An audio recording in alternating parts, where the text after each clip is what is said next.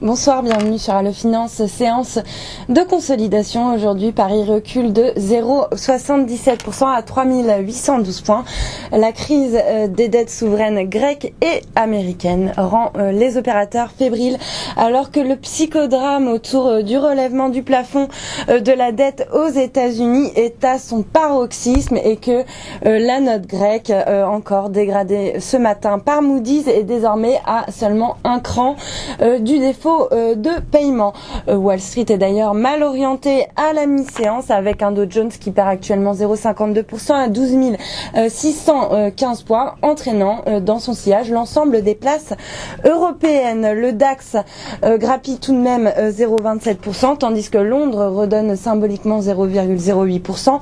À Milan, quelques tensions sur le secteur bancaire italien ont fait chuter l'indice de 2,36%. Alors le secteur bancaire qui était vraiment très mal orienté, à l'instar de Intesa Sanpaolo, moins 8,56%, ou encore Banco Popular qui perd plus de 8%. Madrid était également mal orienté, recul de 1,93%, pénalisé ici aussi par son secteur bancaire avec Banco Popular qui baisse de 4,5%. Sur le front des valeurs, le secteur automobile a mené la danse aujourd'hui grâce à JP Morgan qui relève son opinion à neutre sur le secteur. Michelin termine en tête du CAC avec un bond de 2,16%, suivi de Peugeot 1,26%, tandis que Renault termine proche de l'équilibre, moins 0,07%. L'équipementier automobile Faurecia a pris la tête du SBF 120 aujourd'hui, juste avant la publication de ses résultats. Ce soir, après bourse, le titre a bondi de 3,02%.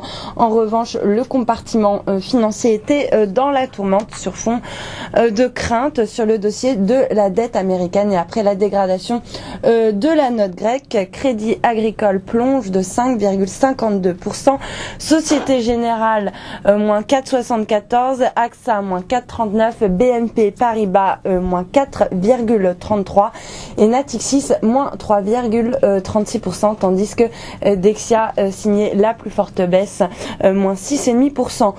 Parmi les valeurs fortement à la peine, on pourra noter également JCDecaux qui signe donc l'une des plus fortes baisses du SRD, moins 3,87%, en cause Citigroup qui vient de dégrader le dossier d'achat à conserver.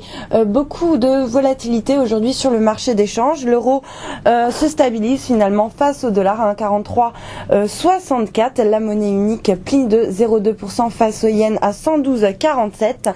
Le billet vert, quant à lui, est également à l'équilibre face à la monnaie nippone à 78,31, quoique en légère baisse de 0,15%, et recule également de 1% contre le franc suisse qui lui profite de son statut de valeur refuge. Du côté des commodities, le baril de pétrole est en territoire négatif, le WTI perd 0,44% à 99,43, tandis que le Brent cède 0,51% à 118,06 le baril. Le métal jaune, lui, profite de cette tension sur les marchés pour s'inscrire encore en hausse de 0,92% à 1616 $ l'once. Voilà pour la clôture des marchés. Passez une excellente soirée. À demain.